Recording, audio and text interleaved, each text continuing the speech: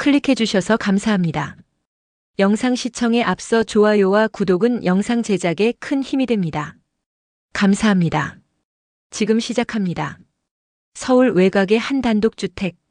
그곳에는 은퇴한 가장 김태섭과 그의 아내 박정숙, 그리고 장성한 아들 박민수와 며느리 이지영이 함께 살고 있다. 겉보기에는 세대가 다른 가족들이 모여 사는 흔한 대가족 형태이지만 실상 안을 들여다보면 분위기는 결코 평온하지 않다. 김태섭은 과거 사업의 성공에 제법 큰 돈을 모았고 그 기반으로 자식들을 교육시키고 집안을 일으켜 세웠다. 문제는 그 과정에서 스스로를 절대 권력자로 여기며 가족들에게 내가 번 돈이니 내 말이 곧 법이라는 태도를 취해왔다는 점이다. 박정숙은 젊은 시절부터 남편 김태섭의 가부장적인 성격에 눌려 살아왔다. 남편이 외부에선 자상한 사장님 소리를 듣기도 했지만 집안에 들어오면 말 한마디 한마디가 명령조였고 조금이라도 반박하면 폭언이 날아왔다. 아들 박민수가 어릴 적에도 김태섭은 매사에 아버지 뜻을 거스르지 말아라며 엄하게 통제했다. 이제 장성한 박민수는 결혼을 해 아내 이지영과 함께 이 집에 들어왔지만 아직도 아버지 눈치를 심하게 본다. 아버지 화나면 무섭다. 조금만 참아줘라는 말이 민수 입에서 자주 나오니 이지영 입장에서는 남편이 있어도 없는 것 같다라고 느끼는 상황이 되고 말았다. 이지영은 대학교 졸업 후 직장 생활을 하면서 결혼하면 시댁과 적정 거리를 지키며 살면 되겠지 정도로 막연히 생각했다.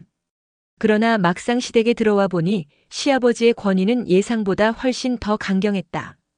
김태섭이 며느리는 밥부터 배우고 집안일부터 익혀야지.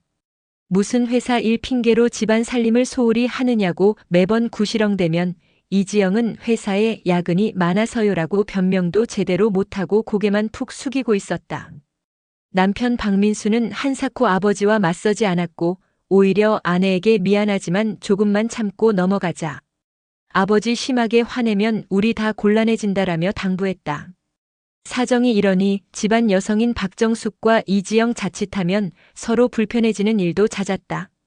예컨대 김태섭이 며느리가 왜 이렇게 게으른지 모르겠다. 정숙, 내가 며느리 교육을 제대로 안 한 거 아니냐고 몰아붙이면 박정숙은 어쩔 수 없이 이지영을 타박하게 됐나. 반대로 이지영에게 내 시어머니가 너 못마땅해 한다. 내가 중간에서 너 봐주는 줄이나 알아라라고 흘려놓기도 했다. 그러다 보니 이지영은 어머니가 나를 싫어하나 보다라고 오해했고 박정숙은 며느리가 나를 은근히 무시하나라고 생각하게 되었다. 사람들이 흔히 말하는 고부 갈등의 전형처럼 보이지만 그 밑바탕에는 김태섭이 교묘히 이간질을 하며 가족들을 좌지우지하려는 의도가 숨어 있었다. 시간이 흐르면서 이지영은 시어머니인 박정숙이 사실은 자신을 탐탁지 않아 한다기보다 시아버지 눈치를 보느라 어쩔 수 없이 딱딱한 태도로 대한다는 점을 조금씩 느끼게 되었다. 결정적인 계기는 어느 날 대청소 중 창고에서 발견한 박정숙의 옛날 일기장이었다. 그 낡은 일기장에는 오늘도 남편이 욕설을 퍼부었다. 나도 한때는 맞서보려 했지만 아이민에게 악영향이 갈까 무서워서 결국 포기했다. 이젠 며느리까지 들어왔는데 저 아이도 나처럼 눌려 살진 않을까라는 식의 심경 고백이 빼곡히 적혀 있었다. 이지영은 그 글을 읽고 충격을 받았다. 시어머니 박정숙이 늘 남편 편만 든다고 생각했는데 사실은 시아버지 폭언에 시달리며 살았고 며느리에 대해서도 저 아이도 당할까 두렵다라고 걱정하고 있었던 것이었다. 이후로 이지영은 시어머니 박정숙에게 조금씩 다가가기 시작했다. 이전 같으면 어머니, 제가 뭐 도와드릴까요? 라고 묻는 순간 박정숙은 늘 됐다.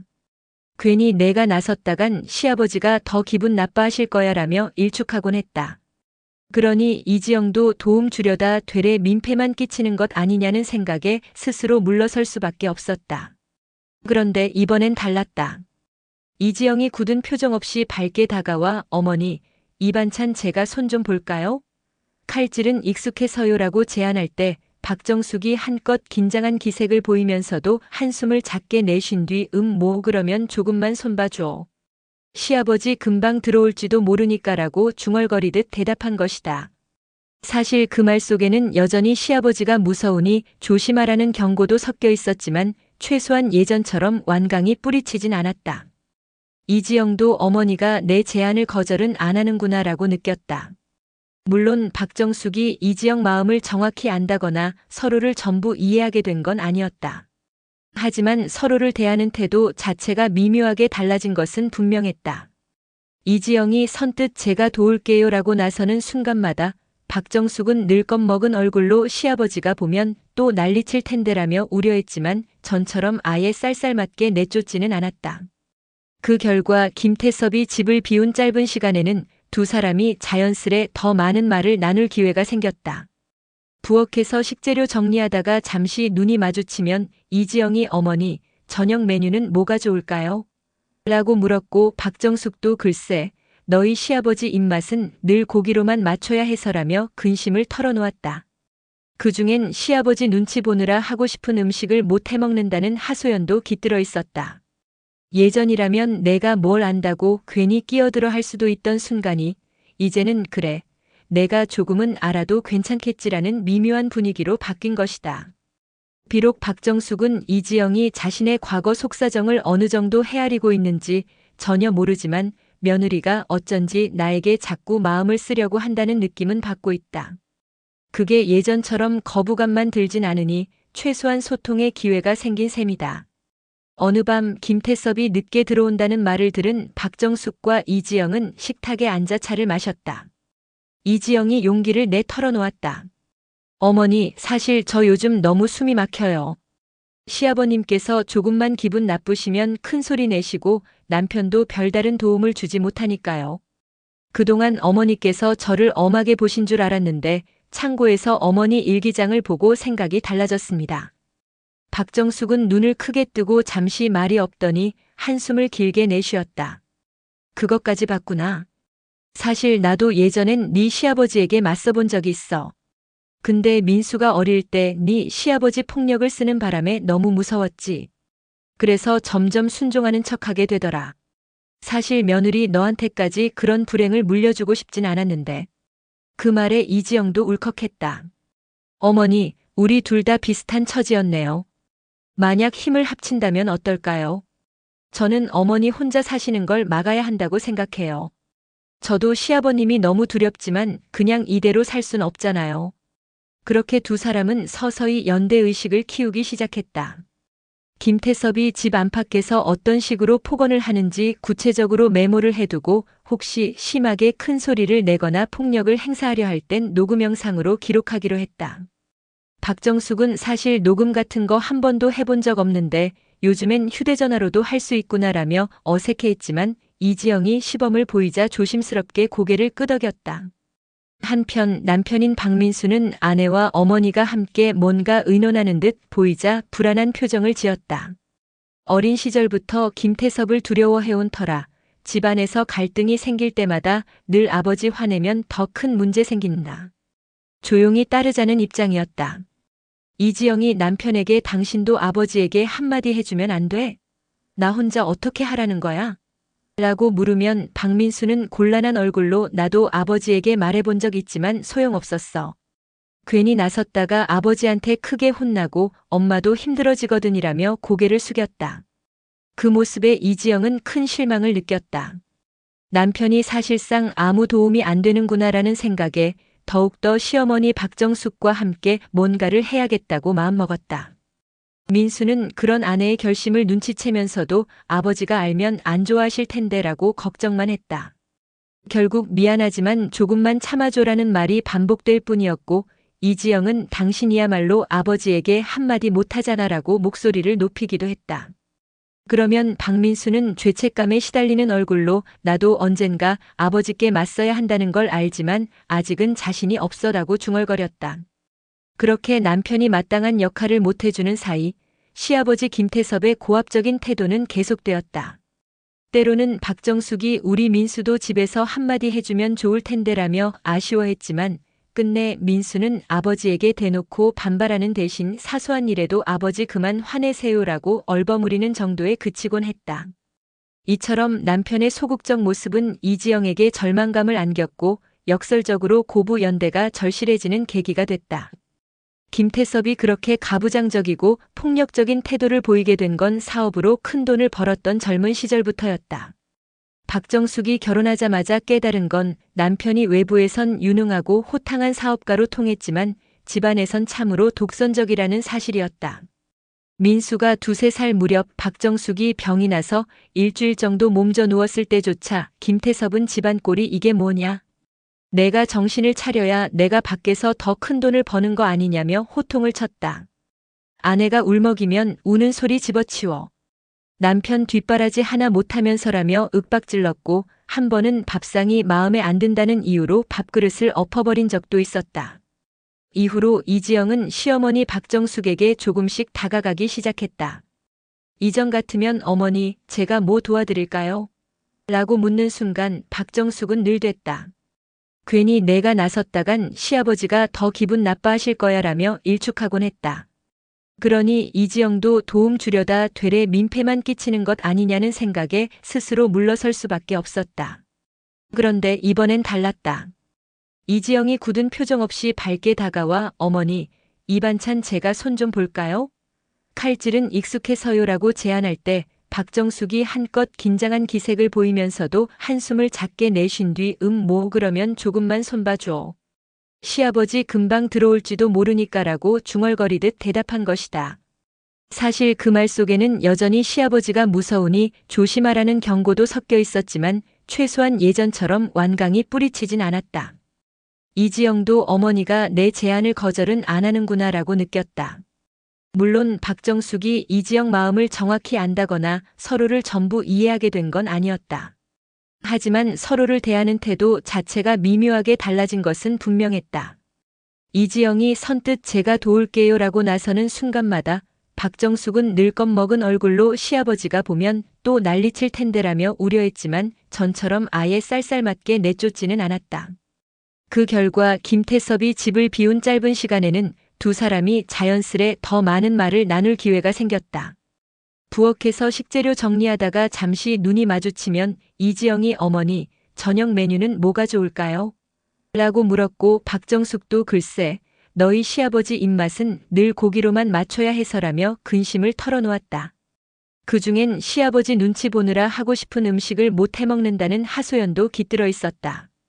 예전이라면 내가 뭘 안다고 괜히 끼어들어 할 수도 있던 순간이 이제는 그래. 내가 조금은 알아도 괜찮겠지라는 미묘한 분위기로 바뀐 것이다. 비록 박정숙은 이지영이 자신의 과거 속사정을 어느 정도 헤아리고 있는지 전혀 모르지만 며느리가 어쩐지 나에게 자꾸 마음을 쓰려고 한다는 느낌은 받고 있다.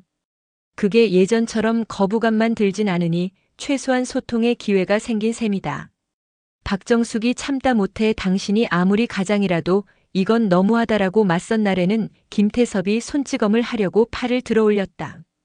직접적으로 때리진 않았지만 그 위험만으로도 박정숙은 몸서리를 쳤다.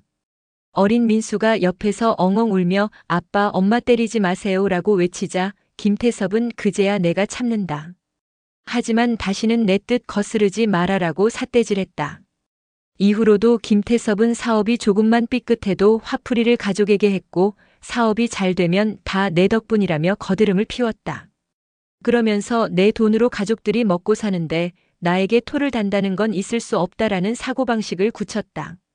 결과적으로 박정숙은 어쩔 수 없이 남편이 하라는 대로 살았고 자라난 아들 박민수 역시 아버지 권위를 절대시하게 되었다. 이지영이 시집오자 김태섭은 똑같은 태도로 며느리까지 지배하고자 했고 그때부터 집안 분위기가 한층 더 팽팽해진 것이었다. 김태섭은 아내와 며느리가 가까워질 기미가 보이면 어김없이 사이를 갈라놓는 발언을 던졌다. 이를테면 이지영에게 너 시어머니가 그러는데 내가 좀 버릇없다고 하더라. 내가 중간에서 달래주는 거야라고 슬쩍 흘려놓고 곧장 박정숙에게 며느리가 당신 보고 잔소리 심하다고 하던데 내가 간신히 변명해줬다라고 전하는 식이었다. 그렇게 양쪽이 서로 정말 그런 말을 했어? 라고 의심하게 만들므로써 본인은 집안에서 흔들리지 않는 권력을 유지했다. 그 결과 한동안 박정숙과 이지영은 서로 혹시 날 미워하나 하고 거리감을 두었다. 이지영이 집안일에 서투를 때마다 박정숙은 정말 내가 싫으니까 일부러 그런 건가 하는 생각을 했고 이지영도 어머니가 나를 무조건 못마땅해 하니 매사에 트집 잡나보다 하고 속을 끓였다. 그러나 진실은 시아버지가 매번 두 사람을 이간질해 두 여성 간 대화를 막아온 것이었다. 이지영이 우연히 발견한 일기장과 작은 배려로 시작된 대화 덕분에 두 사람은 마침내 우리가 진짜 적이 아니라는 것을 깨닫게 된다. 이를 확인하는 장면도 있었다. 이지영이 박정숙에게 어머니, 혹시 제가 무슨 잔소리 심하다라고 말한 적 있다고 들으셨어요? 라며 용기를 내물었을 때 박정숙이 깜짝 놀라. 아니, 내게는 내가 나를 구박한다고 했다길래 내가 그 말을 한 번도 한 적 없는데 이상하다고 생각했다라고 답했던 것이다. 그 대화를 통해 둘 다 시아버지가 중간에서 이간질했다는 사실을 명확히 인식했고 의심과 서운함이 눈 녹듯 사라졌다. 연대 의식이 생긴 박정숙과 이지영은 김태섭의 폭언과 협박을 구체적으로 수집하기 시작했다. 거실 장식장 뒤에 소형 녹음기를 설치해 두거나 휴대전화 녹음 앱을 수시로 켜두었다. 김태섭이 너희는 내 말 안 들으면 다 내쫓을 수 있다. 재산도 내 마음대로 한다 같은 말을 할 때마다 조용히 녹취를 남겼다. 상황이 심각해져 손찌검이라도 할 것 같으면 영상으로 찍는 준비도 했다. 또 가정폭력 상담소에 전화를 걸어 자신들이 처한 상황을 설명했다. 전화기 너머 상담사는 상담소나 여성긴급전화 1366 등을 통해 즉시 법적 심리적 도움을 받을 수 있습니다. 녹음이나 영상이 있다면 경찰 신고 시 큰 증거가 됩니다라고 안내해 주었다. 박정숙은 남편이 집안 가장이라는 이유로 평생 쥐어 살았는데 이제라도 신고가 가능하단 말인가요? 라며 눈물을 흘렸고 상담사는 물론이죠. 가정 아니라 해도 폭력은 범죄이며 접근금지 명령 같은 조치가 가능하니 서둘러 준비해보세요라고 답했다. 법률구조공단이나 다른 단체를 통해 자문받을 수도 있다는 이야기를 들은 이지영은 시어머니와 함께 어떻게 하면 안전하게 증거를 모으고 실제로 신고했을 때 보호를 받을 수 있는지를 공부했다. 이 과정에서 알게 된 사실 가정폭력으로 경찰에 신고가 접수되면 피해자는 임시 보호조치를 받을 수 있고 가해자는 접근금지 명령 등으로 집에 들어오지 못하게 될 수도 있다. 만약 남편이 재산 은닉이나 탈세 같은 불법 행위를 한 정황도 있으면 세무조사나 별도 형사처벌도 받을 수 있다는 설명도 들었다. 한편 박정숙은 오랜만에 친정동생과 통화하며 내가 이혼까지도 생각 중이야. 사실상 남편 폭력 때문에 평생 숨죽여 살았는데 이젠 못 버티겠어라고 털어놓았다. 친정 식구들은 왜 이제야 말했냐며 울분을 토했고 내가 원하는 대로 우리가 힘을 보태겠다. 도망치듯 집을 나와도 괜찮으니 안전이 우선이다라고 격려했다. 그런 도움을 얻은 박정숙은 이지영에게 만약 시아버지가 더 심하게 폭력 쓰면 나 바로 집에서 나갈 거야. 너도 내 남편에게 말해서 우리를 좀 도와달라고 해줘라고 부탁했다. 이지영은 박민수에게 다시 한번 당신도 아버지 폭력이 심해지면 제발 말려달라. 우리는 증거 확보했고 경찰 신고도 할 거다라고 말했다.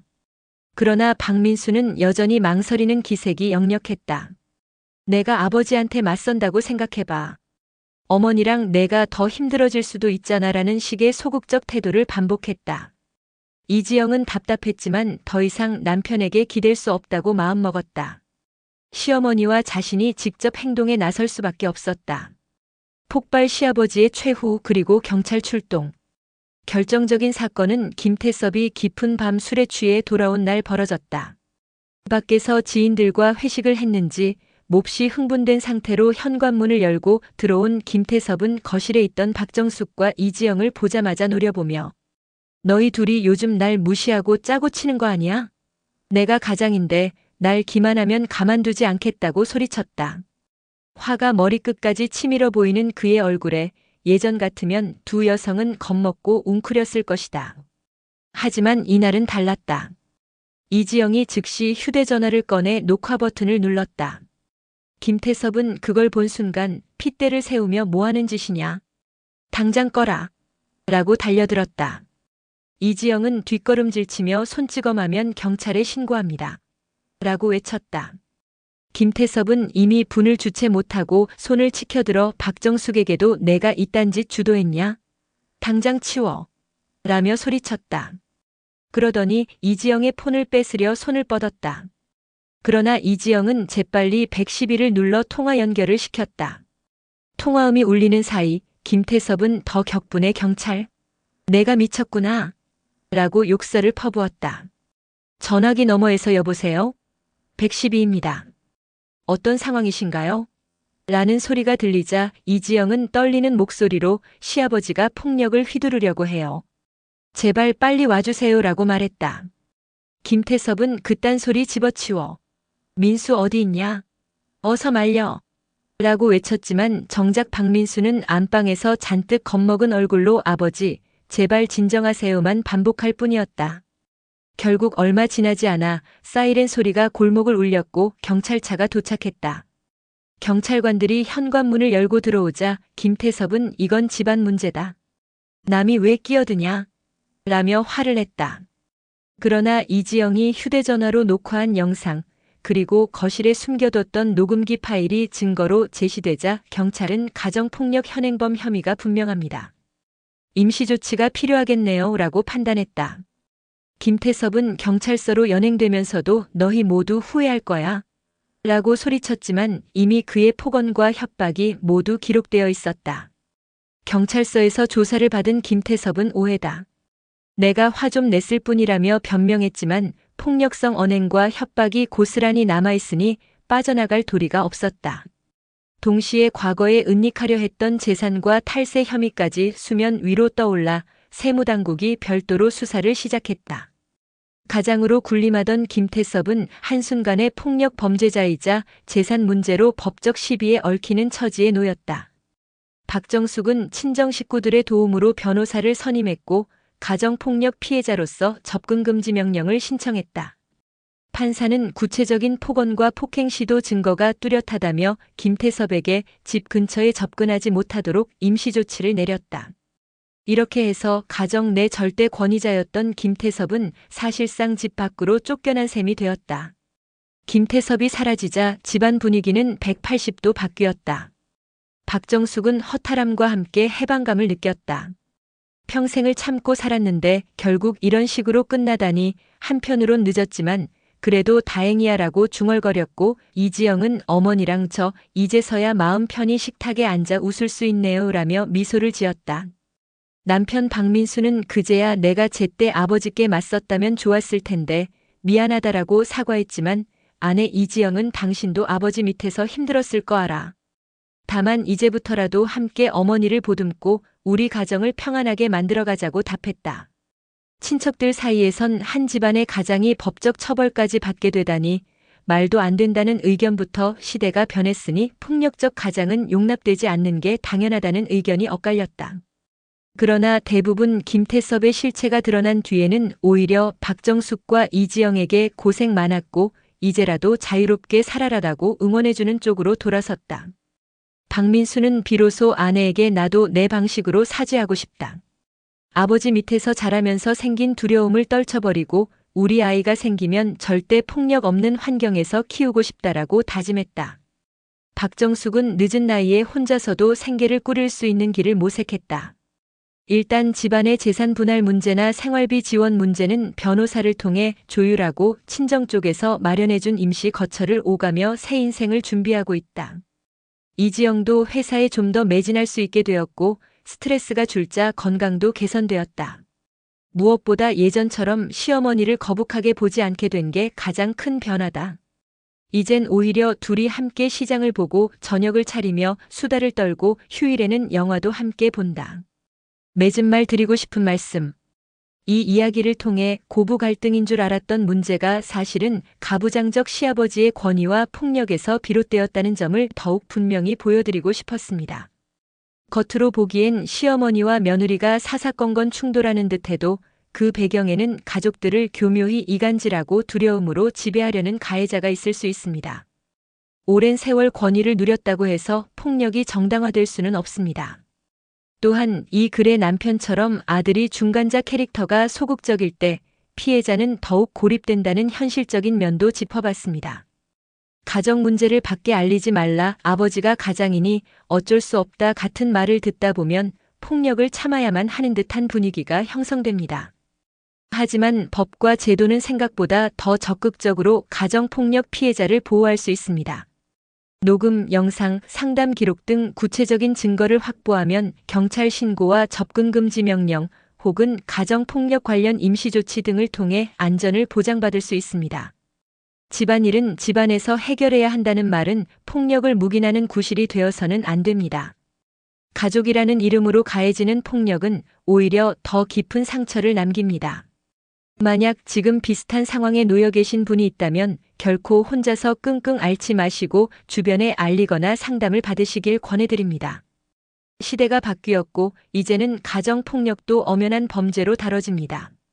마지막으로 박정숙과 이지영이 연대하여 시아버지의 폭력과 맞서는 과정이 보여주듯 가장 강력한 힘은 서로를 믿고 도우려는 마음입니다. 고부 갈등이란 말로 쉽게 치부해버리기보다는 그 이면에 어떤 권력 구조나 폭력이 숨어 있는지 돌아보는 게 필요합니다. 그리고 그 폭력을 멈추게 하려면 두려움 속에서도 손을 맞잡고 도움을 요청하는 용기가 꼭 뒤따라야 합니다. 긴 이야기를 들어주셔서 감사합니다. 이 이야기가 가정이라는 울타리 안에서 벌어지는 폭력은 당연한 일이 아니며 고립된 것 같아도 분명히 함께 맞설 수 있는 길이 존재한다는 사실을 다시금 깨닫게 해드렸다면 좋겠습니다. 모두 폭력 없는 안전한 가정, 진정한 사랑과 배려가 넘치는 관계를 이루실 수 있기를 진심으로 기원합니다.